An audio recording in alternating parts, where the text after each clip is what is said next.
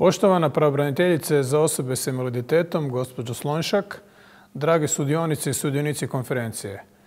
Iznimno mi je drago što vas mogu pozdraviti na ovoj stručnoj konferenciji o izazovima studenata sa invaliditetom tijekom visokog obrazovanja, a kojom obilježavamo i Međunarodni dan osoba s invaliditetom.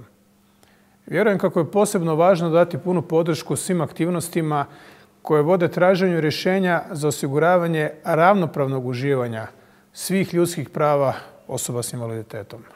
Država mora jamčiti ostvarenje tih prava te osigurati da osobe s invaliditetom grade svoj život u jednakosti. Zajedno moramo stvoriti uvjete za jednake mogućnosti kako bi osobe s invaliditetom mogle dati svoj puni doprinos. Siguran sam kako bi tako bili jednostavno bolje društvo.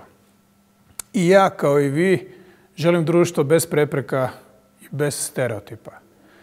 No do toga nećemo doći bez obrazovanja. Obrazovanja koje uključuje svakoga i obrazovanja koje podrazumijeva pristupačnost svakome. Po time ne mislim samo na pristupačnost u fizičkom smislu, već i na razumnu prilagodbu. Trebamo obrazovanje koje prilagođava, ali koje se i prilagođava, pritom ne ugrožavajući i ne snižavajući akademske standarde za bilo koga, pa tako ni za studente sa invaliditetom.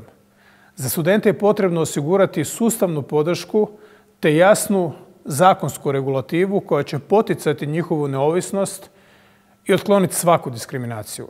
To je naša zajednička odgovornost i čvrsto vjerujem naš zajednički cilj. Ova konferencija samo je jedan mali korak na putu prema potpunoj osviještenosti o ovim važnim temama u rješenju mnogih izazova. Moju podršku naravno imate. Želim vam uspješan rad i hvala vam.